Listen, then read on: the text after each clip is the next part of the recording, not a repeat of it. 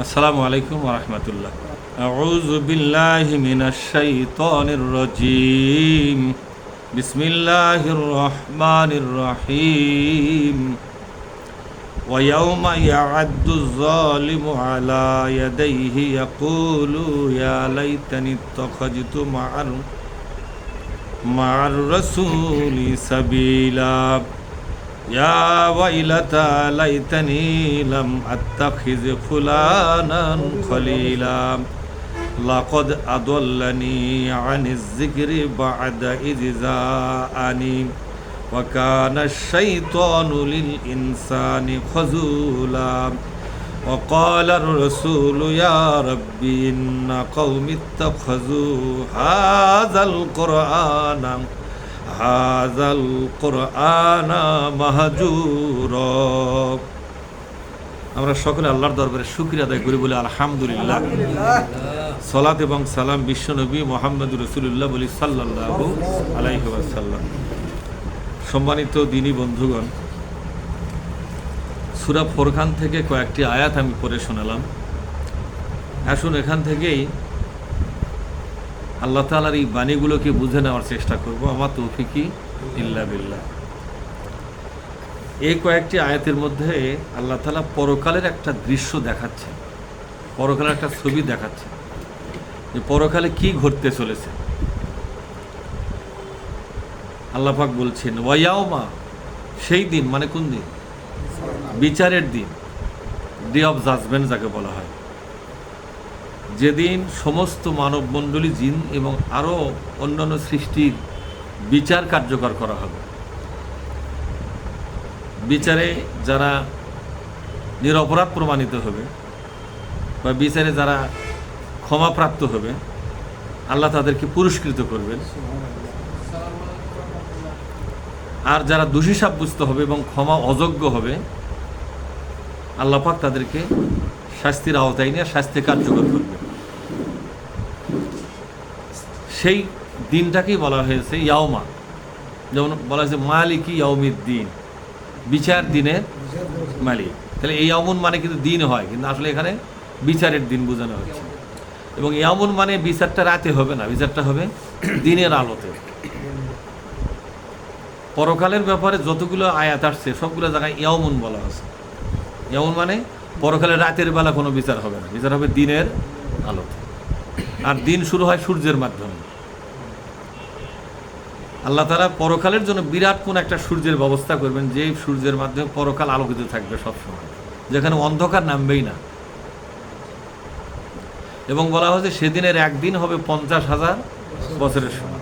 তাহলে 50,000 বছর পর্যন্ত কোনো রাত কিন্তু লাগবে না। একটা দিন মানে 50,000 বছর, তাহলে এর মধ্যে তো রাত নেই। একদিন যদি 50,000 বছর হয়, তাহলে 50,000 বছর কোনো রাত নাই, শুধু দিনই চলবে। মানে এই সূর্য আর ডুববে না।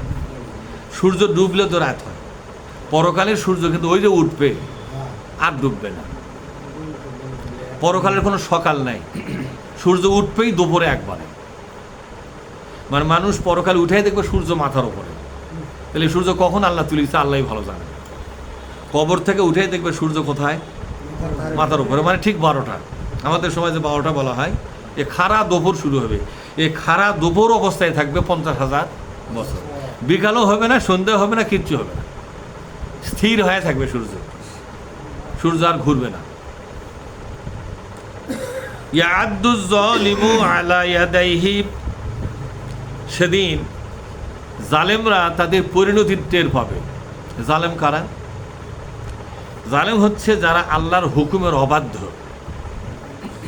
আল্লাহর হুকুম পেয়েছে, বুঝেছে, মেনে চলার জন্য অঙ্গীকারও করেছে, তারপরে তারা নিজের স্বার্থে বা দুনিয়ার কোনো স্বার্থে আল্লাহর হুকুমকে বিসর্জন দিয়েছে, দিয়ে আল্লাহর হুকুমের বিপরীত কাজটা করেছে। এরা হলো জালেম। ব্যক্তিগত মজার স্বার্থে অথবা ব্যক্তিগত স্থায়িত্বের স্বার্থে, যে আমি টিকে থাকবো। যেমন হযরত আদম আলাইহিস সালাম এবং হাওয়া আলাইহিস সালাম, দুইজনকে বলা হলো যে ফালা তাকরাবা হাজিহি শাজারাতা ফাতাকুনা মিনাজ জালিমিন, এই গাছের কাছে তোমরা দুইজনের একজনও যাবা না। লা তাকরাবা, এই গাছের কাছে তোমরা দুইজনের একজনও যাবা না, যদি যাও ফাতাকুনা মিনাজ জালিমিন, তাহলে কিন্তু তোমরা জালেম হবে। এই হুকুম পাওয়ার পরে তারা চুপচাপই ছিল এবং ভয় পাচ্ছিল এই গাছের কাছে যাওয়াই হবে না। শয়তান তাদেরকে ধোঁকা দিল। হ্যাঁ, ওয়াসওয়াসা লাহুম আশ-শাইতান, আল্লাহ পাক নিজে বলছেন শয়তান তাদের প্রতি ওয়াসওয়াসা করল, কুমন্ত্রণা দিল এবং আশার বাণী শোনালো যে তুমি যদি এই ফল খাও তাহলে তোমার আর কোনদিন মৃত্যু হবে না, তোমার কিন্তু মৃত্যু হবে ফরাস করে। বোঝা গেল বিষয়টা? এই ফল খেলে তোমরা স্থায়ী হবে। তাহলে কোনো মানুষই কিন্তু নিজে অস্থায়ী জীবন চায় না, স্থায়ী জীবনে চায়। হঠাৎ করে কারো মরণ চাই কেউ? এই মরণ থেকে বাঁচার জন্য মাদ্রাজ পর্যন্ত দৌড়াচ্ছে, সিঙ্গাপুর যাচ্ছে। আর সেই শয়তান দেশে যে এই ফল না খাও মানে তোমার যে কোনো মুহূর্তেই কিন্তু মরণ হয়ে যাবে, বাঁচবার যদি চাও ফল খাও। আরও অনেক কিছুই বলল এবং শয়তান বলে আল্লাহর কসম করে বলতেছি আমি যা বলতেছি তার সত্য বলতেছি, তোমার ভালোর জন্যই বলতেছি। আদম আলাইহিস সালাম আর হাওয়া এই কথার মধ্যে মার প্যাঁচে পড়ে গেল, ফলটা খায় ফেলে দিল। ফাবাদাত লাহুমা সাওআতিহিমা, আল্লাহ পাক বলছেন তাদের পরন থেকে কাপড়গুলা জান্নাতি পোশাকটা সিজ করা হলো, মানে জান্নাতি যে ড্রেসটা ছিল, যে ইউনিফর্ম, কি বলা হয় ইউনিফর্ম। অপরাধ করলে ইউনিফর্ম থাকবে? বিভিন্ন পুলিশ মিলিটারি যদি অপরাধ করে, এমন কিছু অপরাধ আছে যে অপরাধ করলে তার গায়ের থেকে পোশাকটা কি করা হয়, জান্নাতি ইউনিফর্মটা আল্লাহ পাক খুলে নিলেন। যাই হোক, এরপরের ঘটনা, তখন তার আল্লাহর পক্ষ থেকে একটা মোনাজাত শিখলো। সে মোনাজাত করতে যা বলল, রব্বানা জলাবনা আনফুসানা, হে আল্লাহ আমরা নিজেরাই নিজেদের উপর জুলুম করেছি, ওয়াইনলাম তাগফির লানা, তুমি যদি আমাদেরকে ক্ষমা না করে দাও আমরা ধ্বংস হয়ে যাব। ধ্বংস মানে জাহান্নামী হয়ে যাব। এখানে আল্লাহ তাআলা বুঝালেন যে আদম হাওয়া কিন্তু জাহান্নামের ভয় পাচ্ছিল। কার ভয় পাচ্ছিল? যে আপনি যদি আমাদের ক্ষমা করে না দেন আল্লাহ, তাহলে লানাকুনান্না মিনাল, লানা মানে অবশ্যই, আমরা নাকুনান্না আমরা অবশ্যই হয়ে যাব মিনাল খাসিরিন, মানে ক্ষতিগ্রস্ত। ক্ষতিগ্রস্ত কারা? জান্নাতে যারা তারা ক্ষতিগ্রস্ত, জাহান্নামে যারা যাচ্ছে তারা ক্ষতিগ্রস্ত, মানে আমরা জাহান্নামে হয়ে যাব। এখানেই বোঝা যায় যে জালেম কাকে বলা হয়। জালেম বলা হয় যারা আল্লাহর হুকুম বুঝেছে, মেনে নিয়েছে, মেনে চলার জন্য অঙ্গীকারও করেছে, কিন্তু নিজের ব্যক্তিগত স্বার্থে, সামাজিকভাবে, রাষ্ট্রীয়ভাবে টিকে থাকার স্বার্থে সে আল্লাহর হুকুমটাকে লঙ্ঘন করেছে, তখনই সে জালেম হয়ে গেছে। আমরা কিন্তু প্রতি পদে পদে এই জুলুমটা করতেছি না? আমরা প্রতি পদে পদে জুলুম করতেছি। আমরা আল্লাহর হুকুম মেনে চলবো বলেই তো অঙ্গীকারটা করেছি নাকি? আমরা বলেছি ওয়া কাবিল তু জামিয়া আহকামিহি ওয়া আরকানিহি, ওয়া কাবিল তু আমি কবুল করে নিলাম জামিয়া সর্বপ্রকার, জামিয়া শব্দের অর্থ হলো সর্বপ্রকার, আহকামিহি আপনার যতগুলো হুকুম আমার উপর প্রযোজ্য। হে আল্লাহ আপনার যতগুলো হুকুম আমার উপর প্রযোজ্য, আপনার কিছু হুকুম কোরআনে আছে, আপনার কিছু হুকুম নবীর কথার মধ্যে আছে, মানে হাদিসে আছে। কিছু হুকুম আছে আল্লাহ আপনার কথার মধ্যে, মানে কোরআনে, আর কিছু হুকুম আছে বিশ্বনবীর কথার মধ্যে, মানে হাদিসে। তো সর্বপ্রকার হুকুমকে আমি আজকে কবুল করলাম, ও আরকানিহি এবং শর্ত সমূহ কবুল করলাম। শুধু হুকুমই নয়, শর্তগুলো আমি কবুল করে নিলাম। এখন আল্লাহর হুকুম কবুল করার পরে আমি এখন ব্যক্তিগত জীবনে নিজের স্বার্থে এই হুকুম লঙ্ঘন করতেছি। যেমন কি লঙ্ঘন করতেছি? আল্লাহ তাআলা বলছেন তোমরা সুদের সাথে সম্পৃক্ত হইও না। যদি সুদের সাথে সম্পৃক্ত হও ফাআযানু বিহারবিম মিনাল্লাহি ওয়া রাসূলিহি, তাহলে আল্লাহর রসুলের পক্ষ থেকে তোমাদের জন্য যুদ্ধের ঘোষণা দেওয়া হলো।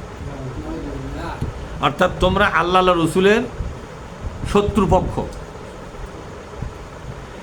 এই জন্য মুফাসসিরগণ লেখেন, হাদিস বিশারদগণ যারা মুহাদ্দিস তারা লিখেছেন যে সুদের সাথে একবার সম্পর্ক যুক্ত হয়ে গেলে তার ঈমানটাকে সিজ করা হয়। সর্বপ্রথম ঈমানটাকে বাতিল করা হয়। ঈমান বাতিল করার পরে আল্লাহ পাক তাকে শত্রুপক্ষ হিসাবে ঘোষণা করেন। এখন বাংলাদেশে অনেক হাজি, অনেক নামাজি বিভিন্ন এনজিওর কাছ থেকে বা সুদের ব্যাংক থেকে টাকা নিয়ে কিন্তু চাতাল চালায়, পরিবহন ব্যবসা করে, দোকানদারি করে, বাড়িঘর করে, হাউস বিল্ডিংয়ের লোন করে, জায়গা জমি কেনে, করে কিনা এলে করে কিনা, এবং নিজেদের প্রয়োজনের অনেক বড় কাজও কিন্তু করে। যেদিন সুদের সাথে সম্পর্কিত হলো সেই দিনই কিন্তু তার ইমানটাকে বাতিল করে দেওয়া হয়েছে। লোকটা জানেই না, লোকটা তো সামনের কাতারে নামাজ পড়তেছে, আর জুমার মধ্যে যখন ঢুকতেছে তখন সবাই মুসলিম বলতেছে হাজি সাহেব সামনের দিকে যান, বলে না? এ হাজি সাহেবের কি ইমান আছে যে হাজি সাহেব কয়েকদিন আগে সুদের জায়গা থেকে সুদের টাকা নিয়ে তার প্রয়োজনটা পূরণ করছে, সুদের টাকা নেওয়ার পরে ওখানে সিগনেচার করার পরে ওরা কিসের সিগনেচার করলো? সে ইমান বিক্রি করার কিন্তু একটা মোসলেকা দিয়ে দিল যে আমি আজ থেকে ইমানটা কি করে দিলাম, বিক্রি করে দিলাম, কুফুরিটাকে কিনে নিলাম। নাউজুবিল্লাহ পাঠ করেন। আল্লাহ নিজেই বলছেন যে তোমরা কি আখিরাতকে বিক্রি করে দিয়েছো দুনিয়ার স্বার্থে? এটা ছিল দুনিয়ার স্বার্থে, দুনিয়ার স্বার্থে আমরা আখিরাতকে বিক্রি করে দিলাম।